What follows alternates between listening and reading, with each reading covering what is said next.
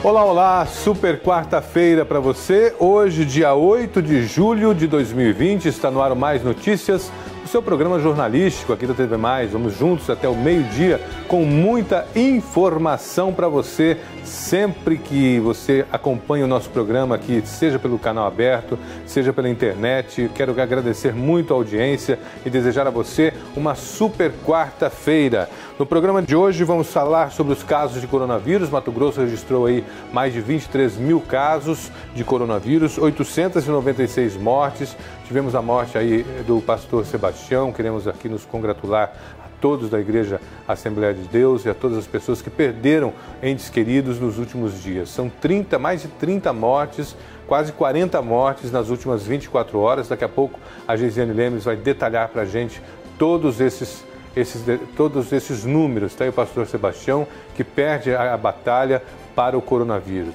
Portanto, nossos sentimentos à família, nossos sentimentos a todos. Barreiras sanitárias começam a funcionar nas saídas da cidade. Daqui a pouco o Caio Dias vai explicar para a gente como que funcionam essas barreiras, que tipo de informação vai ser passada, qual é o checklist que vai ser testado, que tipo de testes que serão realizados nessas barreiras, se apenas a temperatura, enfim. Vamos saber como que vai funcionar e qual é o resultado dessa barreira. Se o cara vai chegar lá, o senhor teve febre na semana passada, então vai para casa. Ou ele vai ser encaminhado para um tratamento. Nós vamos saber disso daqui a pouquinho aqui para você. Vamos saber também os impactos da PEC da Previdência, que foi aprovada em primeira votação na Assembleia. Daqui a pouco vou entrevistar aqui o presidente do Sindicato dos Servidores Públicos, o Antônio Wagner, vai falar com a gente sobre os impactos desta PEC. Está aí já o Antônio Wagner, já posicionado, e daqui a pouquinho vai conversar com a gente aqui. Muito obrigado, Antônio Wagner, pela sua participação. Um bom dia para você. Daqui a pouco a gente conversa. Hoje vamos falar também sobre adoção. Quais são os critérios para adoção? Hoje eu vou entrevistar a Lindacir Rocha, ela que é presidente da Associação Mato Grossense de Pesquisa e Apoio à Adoção. Está aí a Lindacir, daqui a pouquinho ao vivo com a gente aqui também, falando sobre esse tema de extrema importância. Eu vou querer saber dela principalmente o que acontece, que o número de crianças para adoção é bem menor do que o número de casais que esperam a adoção. Por que esses números nunca batem? Por que esses números nunca se encontram? O que acontece com a sociedade? Parece-me que existe aí uma coisa de predileção, idade das crianças, enfim. Daqui a pouquinho a gente vai falar sobre este e outros assuntos aqui no Mais Notícias, que está no ar para você a partir de agora. E eu já vou começar o programa de hoje com o nosso número do WhatsApp, 996154094, para você mandar perguntas, participação, sugestão, enfim.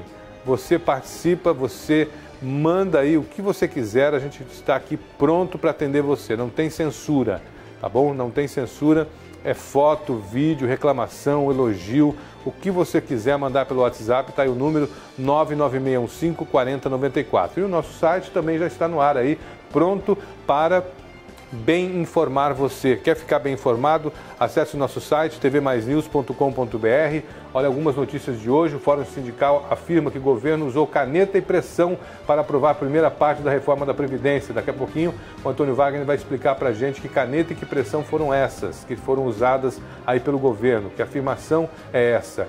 Com a capacidade do LACEN reduzida, números do Covid começam a ficar defasados em Mato Grosso. E os números são altos, né? Os números são altos e se estão defasados, daqui a pouquinho eu vou saber com a Geisiane Lemes por que dessa situação.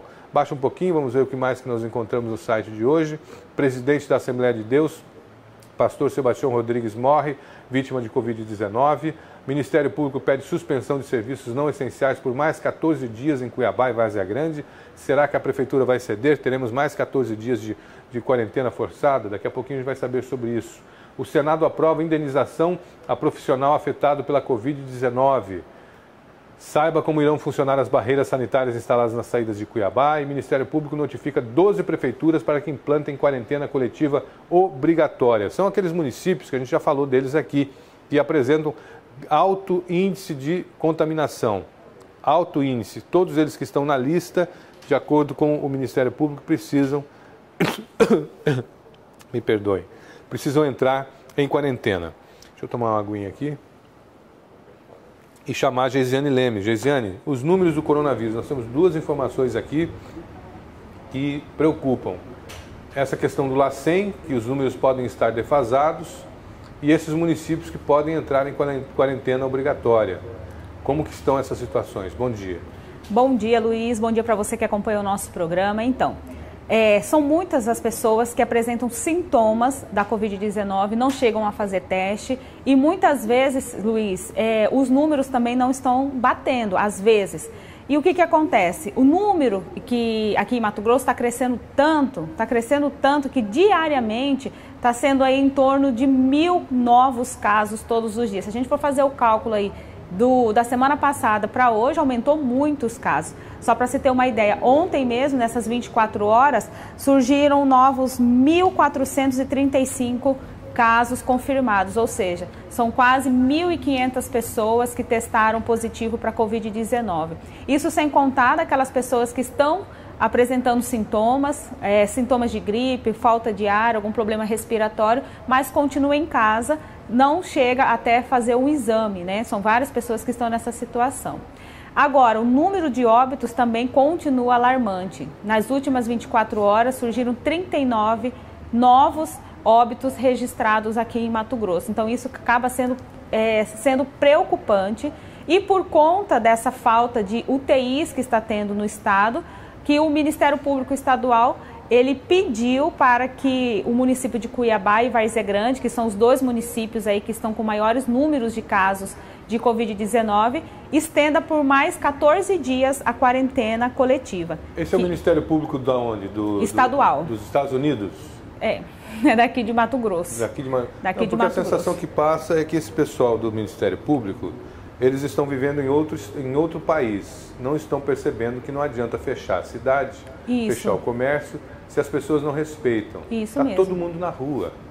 Está todo mundo na rua. As avenidas estão abarrotadas. Inclusive o Caio Dias está aqui em frente à TV. Pedi para ele daqui a pouquinho mostrar. Olha aí. Agora fechou o semáforo lá, né? Então, nesse caso, quando fecha o semáforo, o movimento diminui. Mas daqui a pouquinho a gente vai mostrar, assim que abrir o semáforo lá, mostrar o movimento na Avenida Miguel Sutil, na Avenida do CPA, Avenida Miguel Sutil. Avenida do CPA, você vê que abriu o semáforo lá, e é grande o número de veículos que estão circulando nesse momento aqui pela capital. Você vê aí táxi, tem carro em todas as avenidas, olha, o movimento é normal. Movimento de um dia normal, mesmo estando numa quarentena forçada. Então, não adianta fechar o comércio, mas as pessoas continuam indo para a rua, as pessoas continuam circulando, as pessoas continuam indo de carro para o trabalho, continuam trabalhando normalmente. Quer dizer, os serviços, olha aí, olha o movimento nesse momento. São 11 horas 8 minutos. É um horário extremamente calmo também nesse horário. Agora, mais tarde um pouquinho, a gente ao longo do programa nós vamos mostrando essa avenida aí, vai ficar por aí hoje, para a gente ir mostrando o movimento da avenida ao longo, principalmente a partir das 11h30. A partir das 11h30 aumenta e muito o movimento aí na avenida do CPA. E nas demais avenidas também, né? E nas demais avenidas da capital. Por exemplo, lá na Avenida Fernando Corrêa tem congestionamento. Na Avenida Miguel Sutil, movimento enorme. Então, é que nós estamos sem as câmeras da CEMOB essa semana, nesses dias agora. Houve um rompimento aí do cabeamento, eu acho que da CEMOB, né, Chacon? Houve um rompimento de cabeamento e nesses dias a CEMOB não está fornecendo as imagens, não só aqui para a TV Mais, como para ninguém. Nem mesmo ela está tendo as imagens do trânsito.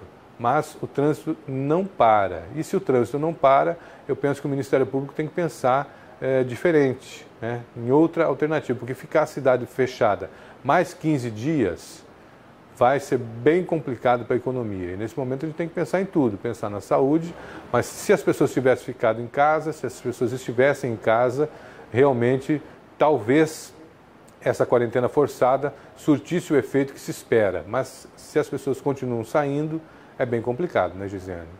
Isso, e inclusive essa medida ela encerra amanhã, né, dia 9 de julho, e então nós estamos aguardando aí qual vai ser a medida tomada pela Prefeitura de Cuiabá. Nós até falamos com o superintendente da CDL, o Fábio Grange, ele também está aguardando para ver como vai ser agora, se vai retomar ou não a abertura dos comércios, porque como você disse, somente os comércios estão fechados, porque há movimento na rua, tanto de pessoas quanto de veículos. Então, assim, vamos ver aí se eles vão querer mesmo adotar mais 14 dias aí de quarentena. Vai ser praticamente mais aí o mês de julho, né? Lembrando que ontem nós até falamos aqui sobre as denúncias que a Prefeitura está recebendo sobre o toque de recolher. Também não estão respeitando o decreto de toque de recolher que começa às 20 horas. Então, o Ministério Público Estadual tem que avaliar isso, se realmente vai ser necessário mais aí 14 dias. Aqui em Cuiabá, por exemplo, Luiz, o número de casos também continua sendo alto. Só ontem foi registrado 10 óbitos aqui no município. Então, Mato Grosso agora está com 5.486 casos confirmados e são 844 pessoas. Né? Cuiabá. E 844 pessoas já estão recuperadas da doença e o número de óbitos é 271. Nós tivemos aí agora no início desta manhã a informação, né, da morte do pastor Sebastião Rodrigues, da Igreja Assembleia de Deus. É um dos óbitos, ele faleceu na madrugada. E a esposa dele também estava internada, ela recebeu alta ontem, né? Então, assim, essa foi a informação que nós recebemos nessa manhã. E por conta disso, o governo do estado anunciou que vai decretar 3 dias de luto pela morte desse líder da Igreja Assembleia de Deus, né? Ele estava com 89 anos de idade e já estava 12 dias internado na UTI. Justa homenagem. E nós temos uma notícia boa também, Luiz. A Denise Risse, ela é uma telespectadora, ela mandou pra gente o vídeo da mãe dela que recebeu alta. O nome dela é a Sueli Risse, ela está com 58 anos de idade, ela recebeu a alta ontem e foi um motivo de comemoração, porque ela é uma vitoriosa, né? Nos tempos que nós estamos vivendo, é como um soldado voltar da guerra, né? Ela é hipertensa, ela apresentou os primeiros sintomas no dia 28 de junho, teve febre, dor, e ela ficou 5 dias fazendo o tratamento em casa e teve que ser internada na UTI. Graças a Deus, hein? Tem que comemorar. Cadê o videozinho dela? Acabou ali?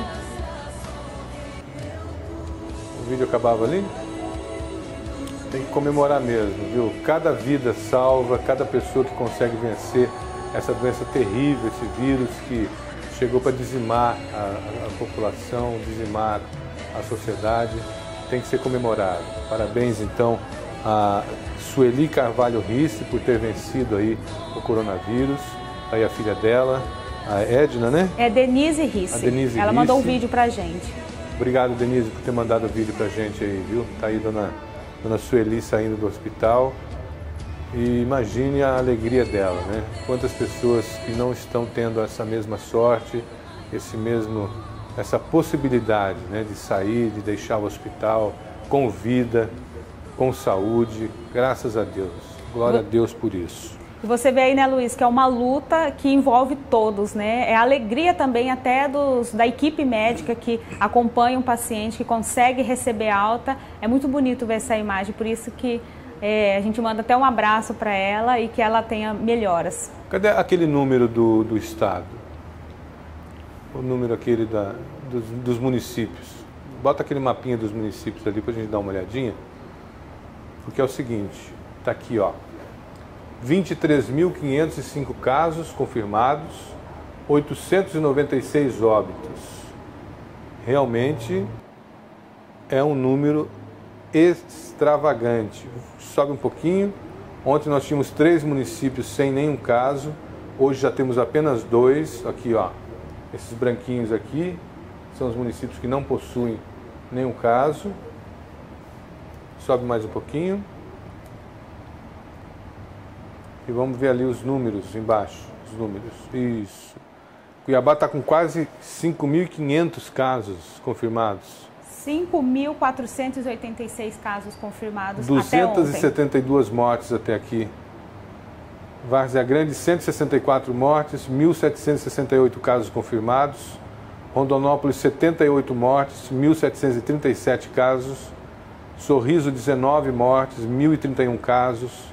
Lucas do Rio Verde, 17 mortes, 1.003 casos confirmados. Tangará da Serra, aí ó, Sinop tem 31 mortes. Primavera, olha, é muita gente. Em nome de todas as pessoas que perderam um ente querido nesta pandemia, Nós queremos aqui nos solidarizar com vocês e dizer que Deus é maior, em algum momento a gente se reencontra e que vocês encontrem conforto, porque esses números são arrasadores, devastadores.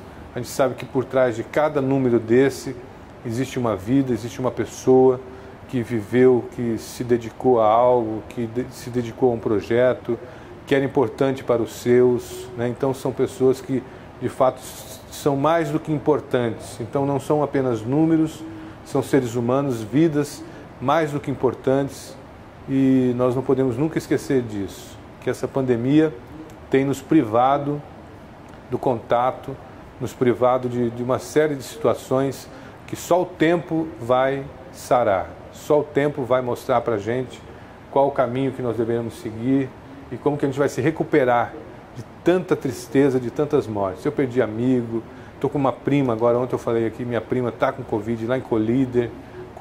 Cadê Colíder? Vamos ver, Colíder está com um grande número de casos também. Então é bem complicado. Colíder deve estar bem lá perto de Cuiabá, lá, porque está com muito caso.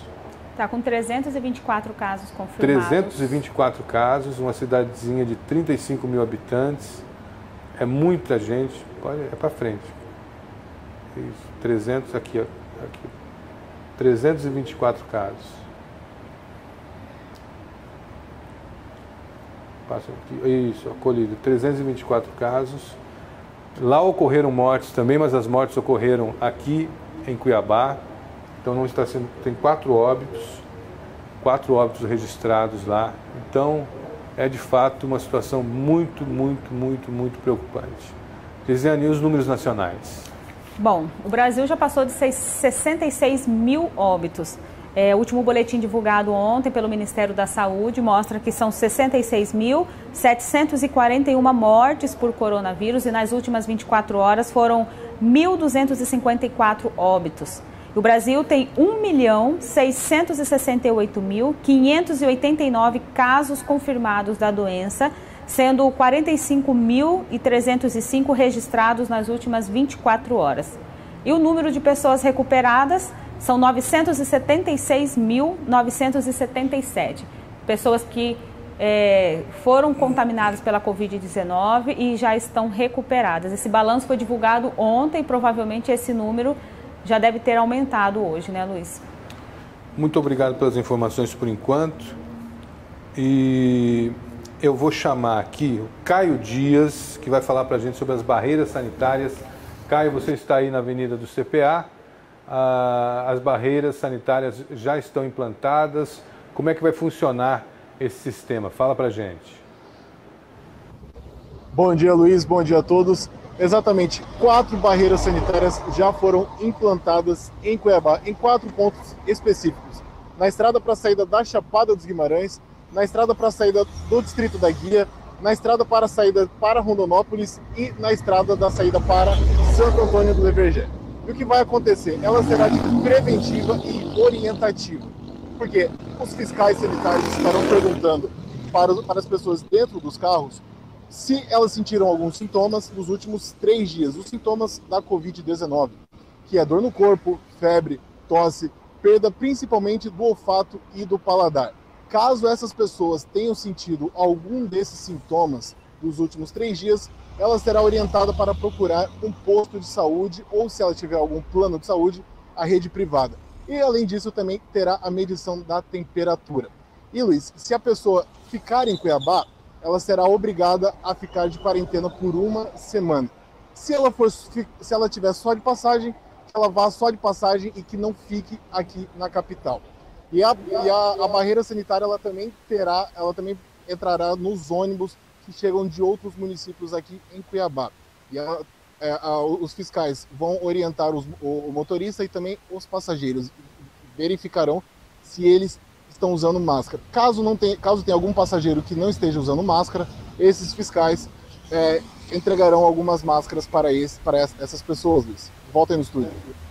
Quer dizer que é uma barreira de orientação, é isso? Exatamente, uma barreira de orientação para saber se as pessoas têm sintomas ou não, ou se elas tiveram alguns sintomas nos últimos 3 dias. Caio, vou pedir para você ficar aí onde você está, de repente até colocar a câmera em outro ponto para mostrar melhor a avenida, para a gente ir mostrando nas passagens de bloco, a gente sempre que for para o intervalo, a gente ir com a imagem aí da avenida, porque eu estou falando aqui, você estava acompanhando sobre o movimento que não para, né? Você percebeu aí que a avenida está movimentada, quase movimento normal, né? Ou não? Você acha que diminuiu um pouquinho? Não, na verdade, parece que aumentou. Parece que está em dias normais, fora a quarentena forçada em que a justiça obrigou a cidade. Parece que está em dia normal aqui, Luiz. O movimento está tá com um fluxo bem grande aqui. Movimento intenso, né? Exatamente. Então mostra pra gente, sempre no intervalo aí, a avenida do CPA. Obrigado, Caio, por enquanto. Agora, engraçado, né, Gesiane?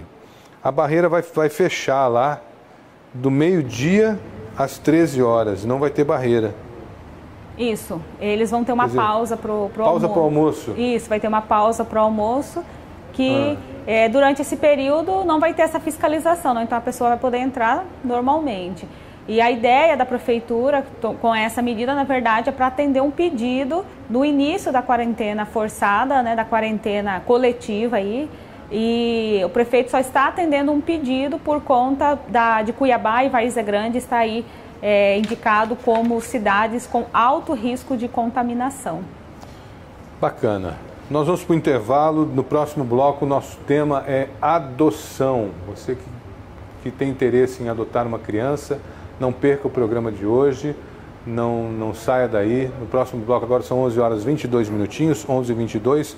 No próximo bloco, então, nós vamos falar sobre adoção e o que fazer. E ainda hoje eu entrevisto o presidente da Central dos Sindicatos Brasileiros e secretário-geral do Simpag, o Antônio Wagner. Já a gente vai falar sobre um tema muito importante para os servidores públicos. 99615-4094 é o nosso WhatsApp. E nós vamos para o intervalo com imagens aí da avenida do CPA. Pode mostrar a avenida lá para a gente e vamos para o intervalinho. 11h22, voltamos em instantes. Até já.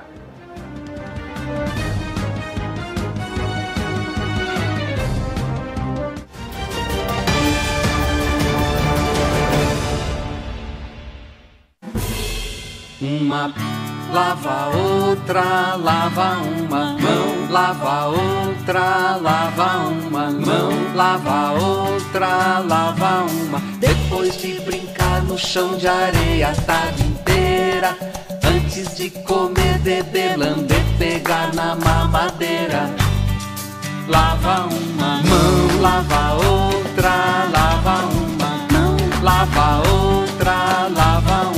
A doença vai embora junto com a sujeira, velhas bactérias mando embora embaixo da torneira. Água uma, água outra, água uma mão, água outra, água uma mão, lava outra, lava uma mão, lava outra, lava uma. Na segunda, terça, quarta, quinta, sexta-feira, na beira da pia, tanque, pica, bacia, banheira. Lava uma mão, lava outra, lava uma mão, lava outra, lava uma mão, lava outra, lava uma mão, lava outra, lava uma mão.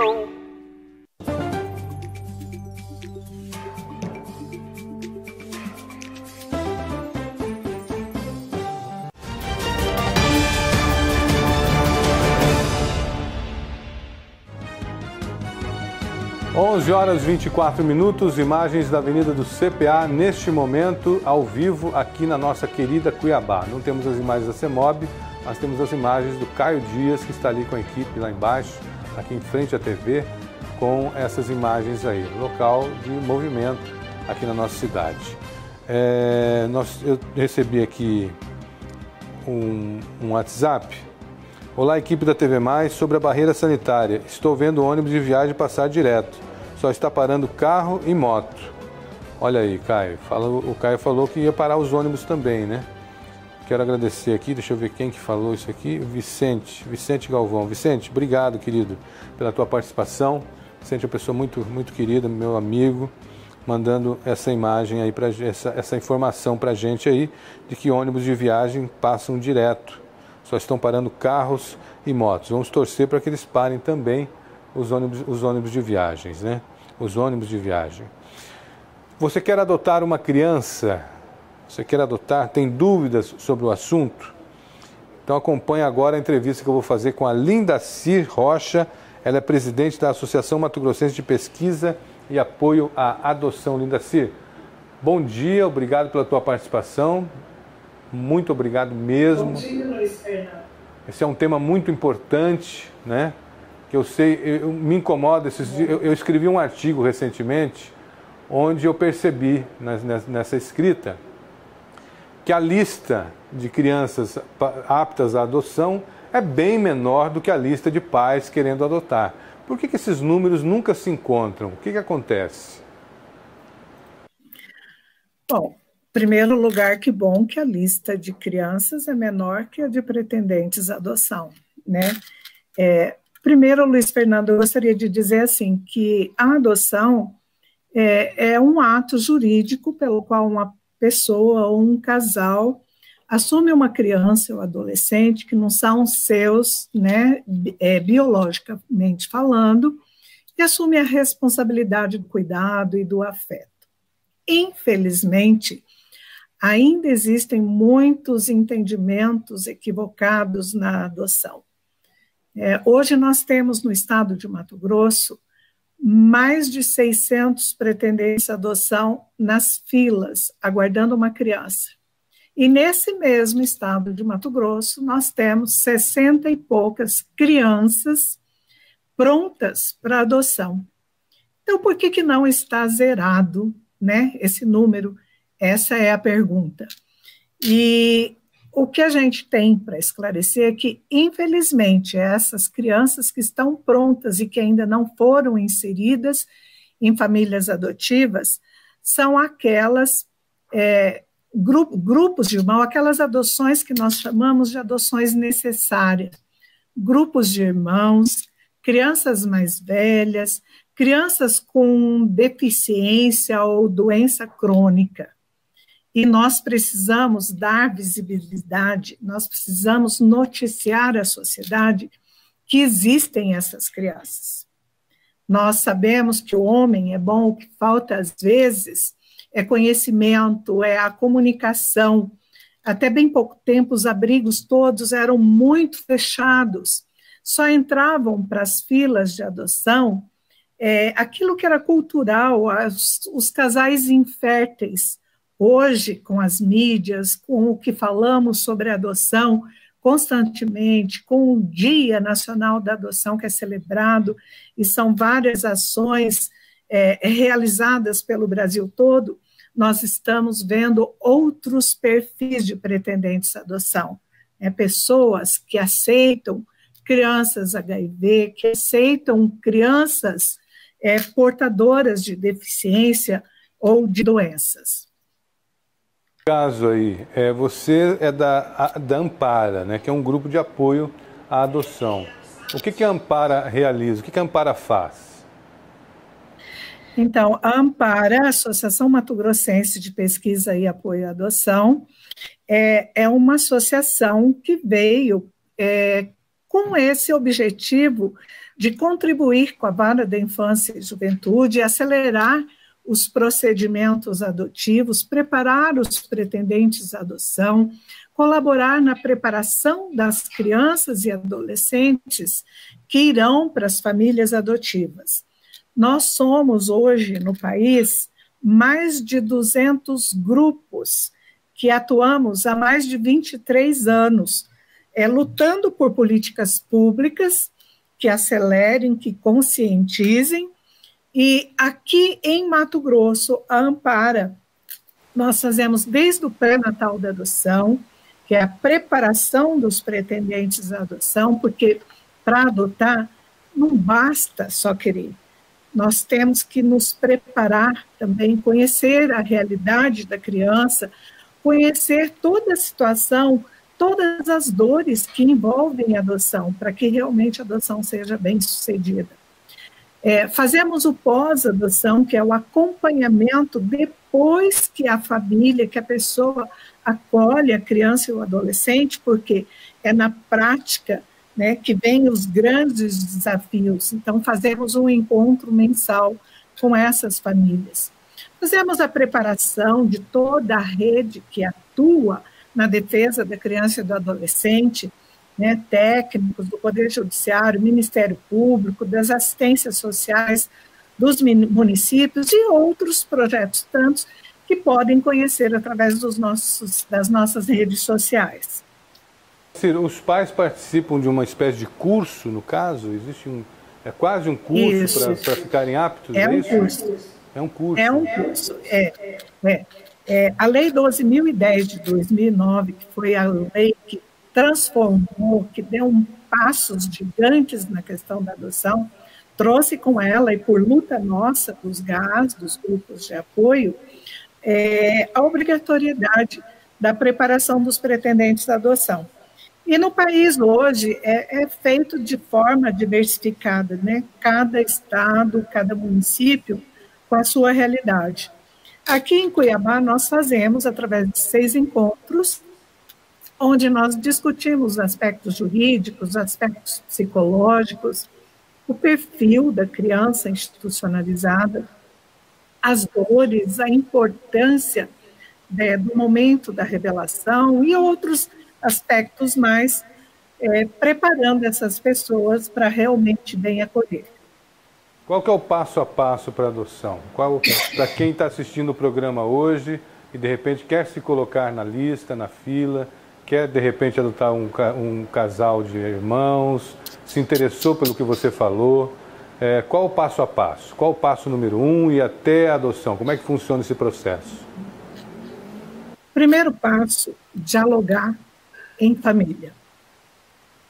Se é um casal, conversar, se entender, ambos têm que querer. A criança não pode chegar numa família que um não aceita a adoção. E nós aconselhamos conversar e preparar, passar por este curso, porque ali ajuda a decidir também se quer ou se não quer. O segundo passo, procurar a vara da infância e juventude. E lá se habilitar. Tomar conhecimentos dos documentos todos, preencher uma ficha.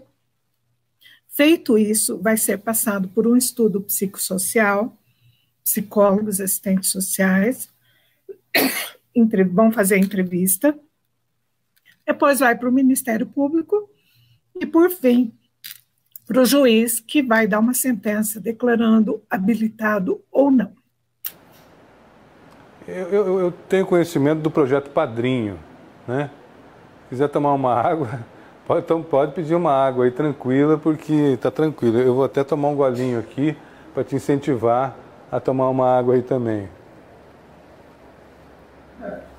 É o projeto Padrinhos? O projeto Padrinho, eu lembro que é uma porta de entrada para a adoção, né? É o primeiro passo, talvez. A gente não pode dizer isso, por quê?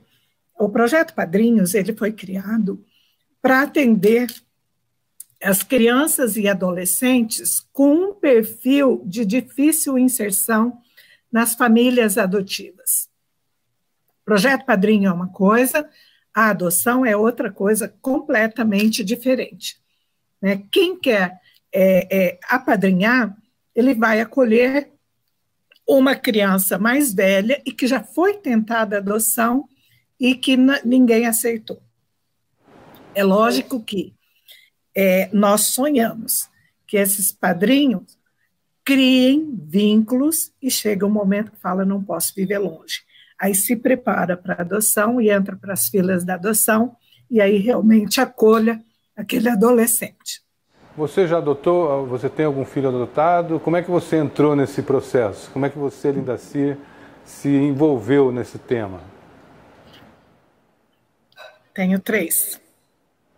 Tenho 3 filhos. Passei por experiências de apadrinhamento, de acolhimento também, de criança e adolescente. E 3 são meus filhos. Um recém-nascido, outra veio um pouquinho mais velha, com 1 ano e meio, e a minha última veio com 6 para 7 anos. De violências, de muitas dores, mas que, com amor, com limites, nós conseguimos superar todas as dificuldades. É uma responsabilidade muito grande para o pai, né, que vai adotar, né, para a família que vai adotar. É a responsabilidade da maternidade e da paternidade, não difere. Você quer pegar uma água? Você quer pegar uma água? Pega uma água lá. Enquanto isso, deixa eu virar aqui, que eu vou dar uma nota, enquanto a Linda Cir fala lá, é o seguinte. Eu vou dar a nota aqui da Prefeitura de Cuiabá em relação à barreira sanitária. Está no ar ali, ó, para a gente. A barreira sanitária também irá verificar a situação dos motoristas e passageiros de transporte rodoviário coletivo. Neste caso, o fiscal sanitário irá observar o uso de máscara pelo condutor e demais passageiros, oferecer máscara ao condutor que não estiver com a mesma, aferir a temperatura, aplicar questionário às pessoas com temperatura acima de 37,5 graus, ler as orientações para o condutor, encaminhar o condutor a uma unidade de saúde caso esteja com febre. Foi, portanto, mas não começou ainda, vai começar, né? Então, hoje, nesse início de trabalho, acabou que a barreira sanitária está parando nesse momento carros e motos, mas vai parar também os ônibus. Um serviço que vai ficar uma semana, né? Vai durar uma semana aí, vai funcionar até dia 7, serão 7 dias, das 8 ao meio-dia e das 13 às 17. Bom, a Linda Cir Rocha já voltou e nós vamos continuar nosso papo aí. Fique com o seu copinho de água aí do lado. Isso é perfeitamente entendido. Não, fica tranquilo. Me deu essa crise de tosse. É assim mesmo. Mas vamos continuar. Qual o caminho da adoção? Você acha que nós estamos caminhando para que momento a sociedade, com a pandemia, você acredita que as pessoas ficaram mais propensas à adoção? Nós vamos sair melhores do que entramos nessa pandemia e a adoção acaba também entrando nesse pacote? Eu acredito que sim, Luiz Fernando, porque a pandemia está fazendo todo mundo sofrer, né? Todos nós estamos dando uma parada aí e refletindo sobre os nossos valores morais e espirituais. São tantas questões, né, que a gente agora para e reflete. A adoção, nós sabemos que não é só o aspecto jurídico que importa, o afetivo, às vezes, é muito mais importante, e a gente vê as pessoas se solidarizando, umas preocupadas com as outras, né? E quero crer que isso reflete também na questão da institucionalização das crianças e dos adolescentes. As pessoas estão preocupadas com essas crianças que acabam tendo que ficar nos seus espaços mais limitados ainda do que era, porque antes recebiam visitas e outras coisas mais, e isso acaba refletindo, sim. À parte, nós estamos também com as inovações, as readaptações que temos que fazer no nosso modo de trabalhar, a gente vê algo de muito positivo. Nós estamos atingindo muito mais pessoas, né? Nesse pós-adoção, por exemplo, é um encontro mensal que nós fazemos com as famílias adotivas. E quando presencial, atingimos só as pessoas de Cuiabá e de Várzea Grande. Hoje nós estamos atingindo o estado todo, não raras vezes. Esses dias nós tivemos live até com os Estados Unidos, com pessoas que moram em Boston. Então, nós estamos atingindo pessoas que estão em todos os lugares, conseguindo dialogar, tirando dúvidas, rompendo com mitos e preconceitos que ainda existe muito acerca da adoção. Nós estamos no Brasil inteiro dialogando, fazendo capacitações, reuniões online. Então, isso vem, de certa forma, a contribuir e refletir, sim, no mundo adotivo, né? Porque o nosso grande desafio ainda é o preconceito que existe, os entendimentos equivocados. Fico feliz. Linda Silva, você quer deixar um telefone de contato, caso alguém queira mais informações? Tem um site, como é que a pessoa acha a Associação Ampara? Então, eu vou deixar, nós temos o celular 9922-0778, esse é com WhatsApp, pode estar fazendo contato, né, através dele, temos o site, temos no Facebook também e no Instagram.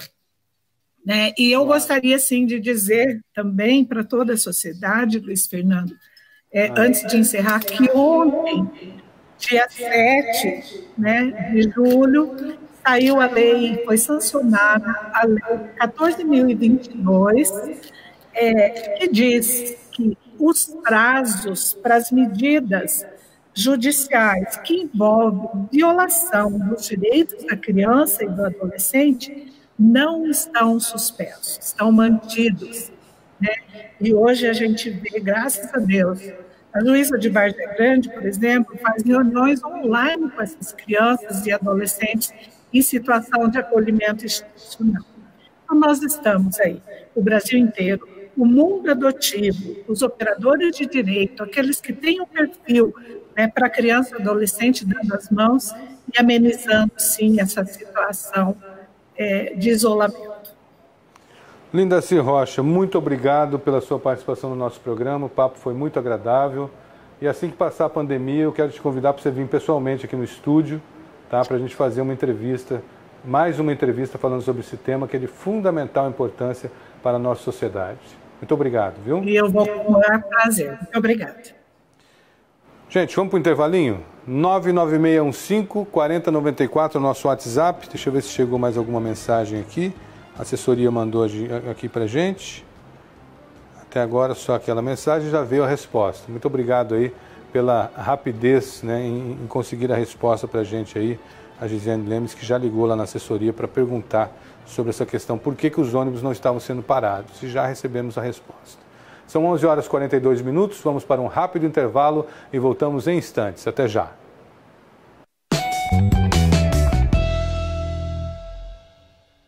Uma nova frente fria continental vai avançar sobre o centro-sul do país e favorecer a formação de instabilidade sobre áreas de Mato Grosso do Sul. A previsão para o sul de Mato Grosso do Sul é de predomínio de céu nublado, poucas aberturas de sol e chuva em alguns momentos do dia. Em áreas centrais e do oeste de Mato Grosso do Sul, incluindo Campo Grande, o sol aparece entre muitas nuvens e tem risco de garoa à noite. Já nas demais áreas do centro-oeste, incluindo Cuiabá, Goiânia e Brasília, o sol brilha forte e não tem previsão de chuva. Nas horas mais quentes do dia, a umidade relativa do ar deve chegar em níveis entre 21% e 30% no centro-leste e norte de Mato Grosso, no nordeste de Mato Grosso do Sul, em Goiás e no Distrito Federal.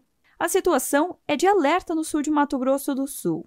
Nesta faixa tem risco de chuva com moderada a forte intensidade, que deve vir acompanhada de raios e de rajadas de vento. São esperadas rajadas de vento de até 70 km por hora em Mato Grosso do Sul. A mínima prevista em Campo Grande é de 15, máxima de 24 graus, mínima de 16 e máxima de 34 graus em Cuiabá. Nos próximos dias, os maiores volumes de chuva vão se concentrar no sul e sudoeste de Mato Grosso do Sul, onde os volumes não devem ultrapassar os 20 milímetros. Já nas demais áreas do centro-oeste, tem pouca ou nenhuma chuva prevista.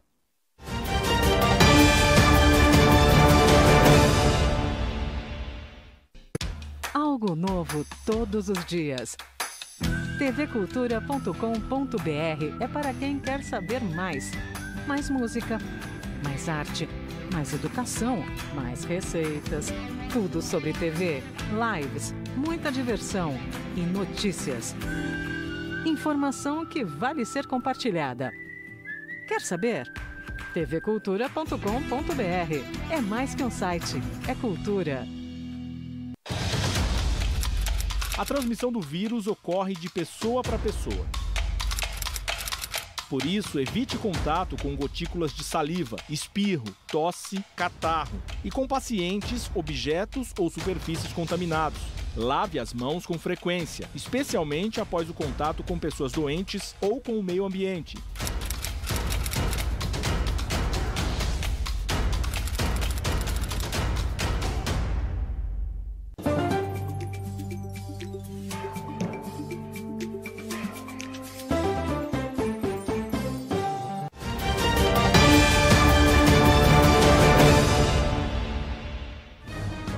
Estamos de volta, 11 horas e 45 minutos, imagens da Avenida do CPA, você vê o movimento aí neste instante, o movimento de carros aí é intenso, né? Muitos carros passando pela avenida e nós estamos na quarentena forçada, né? Então é isso que o Ministério Público precisa ver, como fazer para que as pessoas respeitem a quarentena, porque o comércio está respeitando.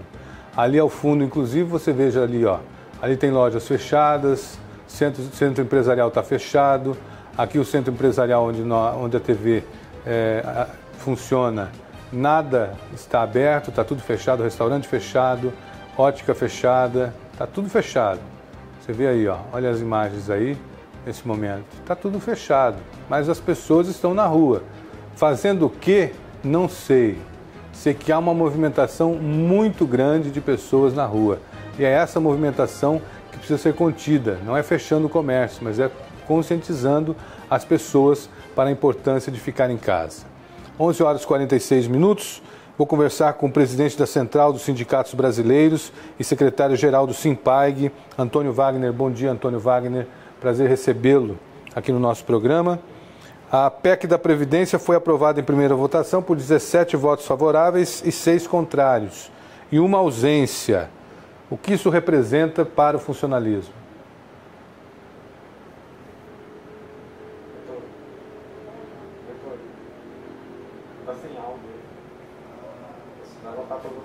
Espera aí, só conversa com ele aí que nós estamos sem áudio. Antônio, eu estou sem teu áudio, dá uma verificadinha aí. Bom dia. Agora deu. Desculpa, eu havia desligado aqui. Bom dia, Luiz Fernando, bom dia, telespectadores da TV Mais. Agradeço o espaço. Respondendo à tua pergunta objetivamente, o que foi aprovado pelo governo representa um extenso dano em uma série de direitos historicamente conquistados pelos servidores, e eu falo de direitos, eu não falo de privilégios, e que no momento de pandemia a gente está tendo que gastar toda a energia para discutir retirada de direito de servidores, inclusive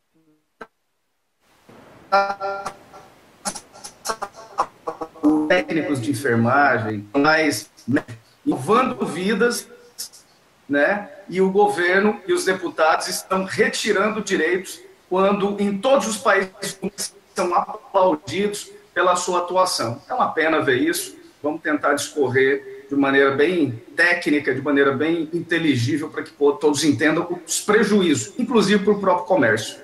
A aposentadoria aumenta de 55 para 60 anos, no caso dos homens, ou no caso das mulheres, e de 62 para 65 no caso dos homens. Sim.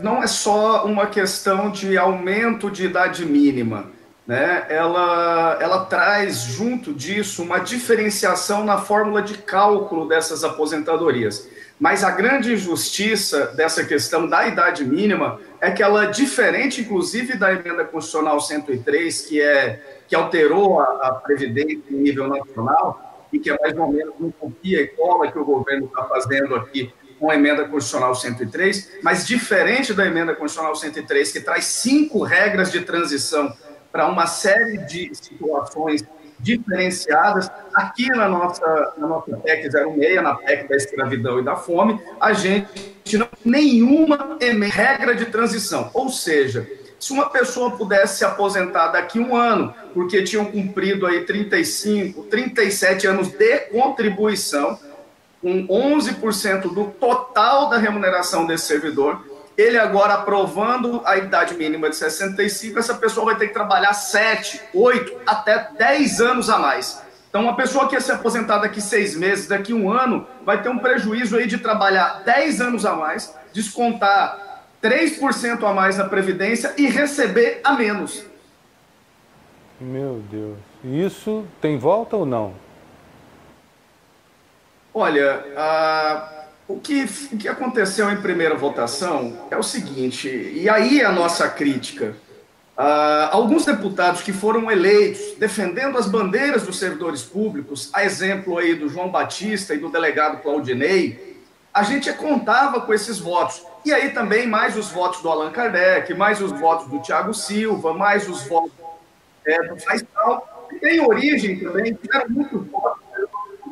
Mas e você precisa de 10 votos para barrar uma PEC, né? E nós teríamos 11 votos com os 6 votos que nós tivemos. O que nós pregávamos? Que era necessário que encaminhassem no texto da emenda constitucional do governo as emendas apresentadas pelo Fórum Sindical, que transformavam a PEC 06 em algo mais palatável, não algo bom, mas algo um pouco mais razoável, dentro de uma lógica ali de proporcionalidades e tal.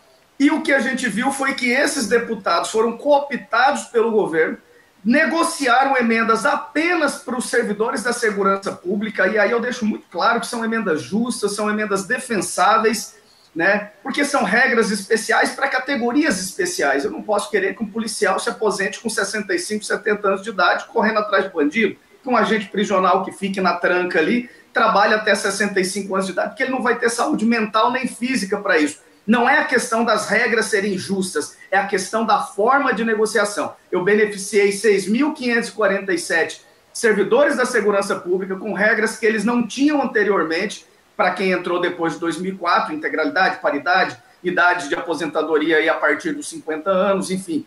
Mas eu deixei na mão outros 40, 50 mil servidores de todos os demais poderes, sem regra de transição, enfim, servidores do judiciário, servidores do legislativo, servidores do poder executivo, de todos os demais poderes. Então eu salvei, entre aspas, 6.500 servidores e deixei um prejuízo para mais de 40 mil servidores. E aí, numa segunda votação agora, eu preciso contar com os votos do governo para aprovar uma emenda.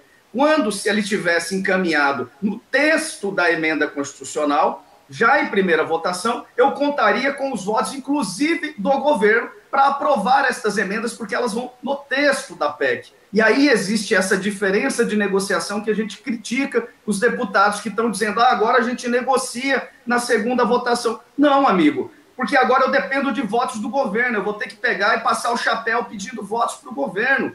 E, muito dificilmente, o governo vai ceder. A gente conhece o perfil arrogante do governador Mauro Mendes, intransigente do governador Mauro Mendes e também do secretário de Fazenda, que sempre coloca, vamos dizer assim, para ser bem diplomáticos, coloca água no nosso feijão e aí cria uma série de dificuldades, lembrando que representa o senhor Rogério Gallo uma categoria com extensos privilégios e querem discutir a aposentadoria de quem ganha até 5, 6 mil reais, que é uma injustiça tremenda, até porque já aprovaram, Luiz Fernando, todos os seus espectadores, uma emenda que taxou, que tributou, nós falamos disso inclusive no seu programa, tributou 60% dos aposentados que não pagavam previdência, porque recebiam até 6 mil reais e é abaixo do teto.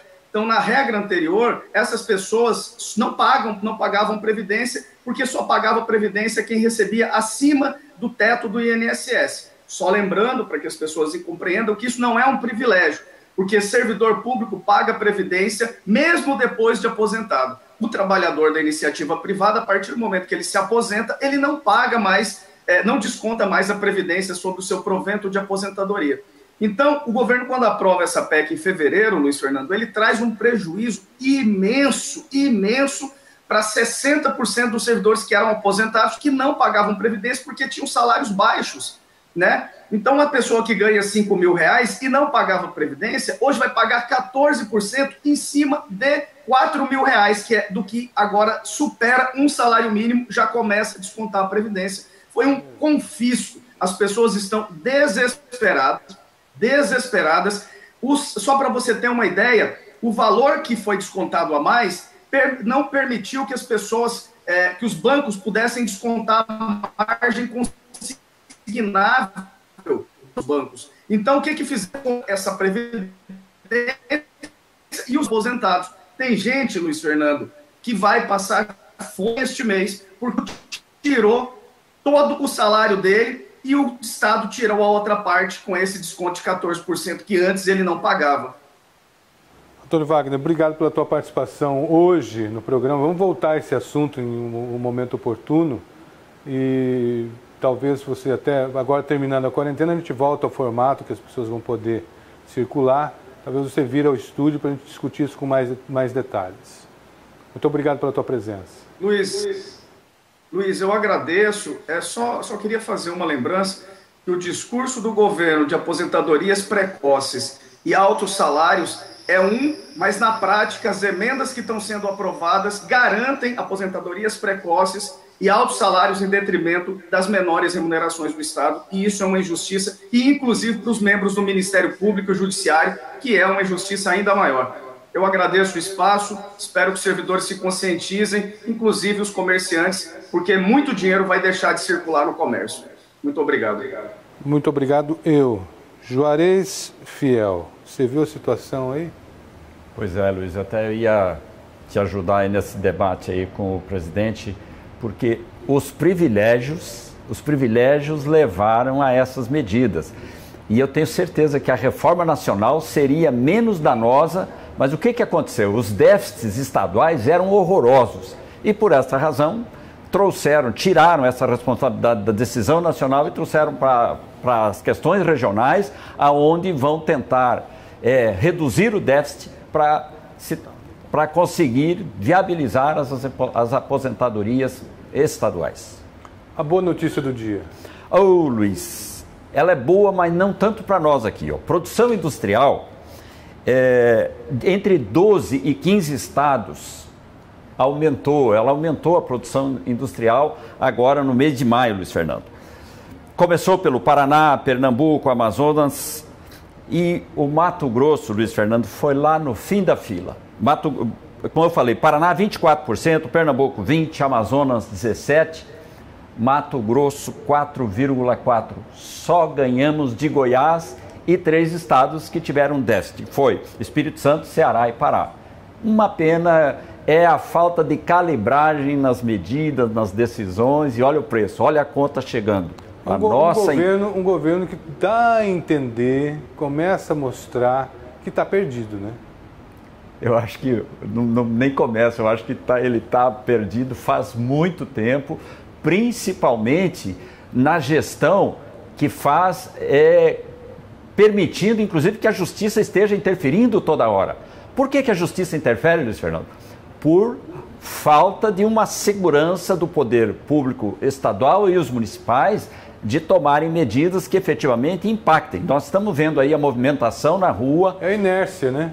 A inércia do governo, alguém tem que agir. Exatamente. Então é uma preocupação e ainda o judiciário querendo mais 2 semanas. Meu Deus do céu. Tenham consciência. Façam que cada um cumpra a sua parte. O cuidado individual tem que ser maior. Infelizmente, né, Luiz, os números aumentam e aí a gente fica aqui só na torcida para que Deus continue a nos iluminar e nos abençoar para que essa pandemia vá embora e deixe esse nosso país crescer que tanto precisamos. Como diz a história, né? Só Deus na causa, né? Só Deus salva esse país. Olha só, nós temos imagens aí de um ônibus sendo parado numa barreira sanitária. Cadê? Roda para mim. Aí o momento em que um ônibus que vinha de Porto Velho, com direção a São Paulo, está passando da aviação Gontijo, está passando aqui por Mato Grosso, foi parado na barreira, os fiscais subiram ali, fizeram todas as aferições, as medições, conversaram com todo mundo e estão descendo do ônibus aí, já com a missão cumprida. Então os ônibus começam já a ser parados, vans também, ou seja, o trabalho vai ser realizado de uma maneira bem ostensiva. Com o passar desses 7 dias, vamos ver qual é o resultado, né? Nós vamos querer cobrar resultados desse trabalho, né, Juarez? Porque tem que ter um resultado. Só parar, só aferir a temperatura e nada acontecer, não dá, né? Pois é, Luiz. Eles deveriam de estar lá, pelo menos, com alguma prevenção, né? alguma coisa que se solucione, porque essas pessoas estão só atravessando Cuiabá, estão indo para outros estados. Aliás, falando nisso, Luiz, eu assisto muito Alexandre Garcia e ele falou que está uma movimentação em Brasília de aviões, coisas que nunca se tinha visto durante esses 90 dias anteriores. Quer dizer, então o Brasil está voltando. E nós aqui engatinhando, uma hora um passo para frente, 2 para trás, e até quando? O Ministério Público queria fechar mais 15 dias. Ainda está em discussão, né, Luiz? Tomara que tanto o Poder Executivo estadual quanto os municipais convençam. Vamos trabalhar, vamos ter as distâncias, vamos ter os cuidados individuais. E nós aqui na torcida para que essa pandemia cada dia diminua mais. Vamos embora? Vamos embora. Então são 12 horas em ponto. Eu vou encerrar o programa de hoje com o Lulu Santos, Como uma Onda. Quero agradecer você, agradecer o carinho, agradecer a audiência e voltamos amanhã, se Deus quiser, a partir das 11 horas da manhã com mais um Mais Notícias. Um bom dia a todos e até lá.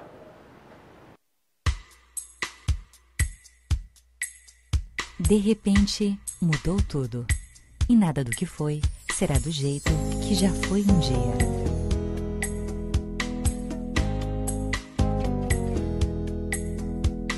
Nada do que foi será de novo do jeito que já foi um dia. Tudo passa, tudo sempre passará. A vida vem em ondas como mar, num indo e vindo infinito. Tudo que se vê não é igual ao que a gente viu há um segundo. Tudo muda o tempo todo no mundo. Não adianta fugir, nem mentir pra si mesmo agora. Há tanta vida lá fora e aqui dentro.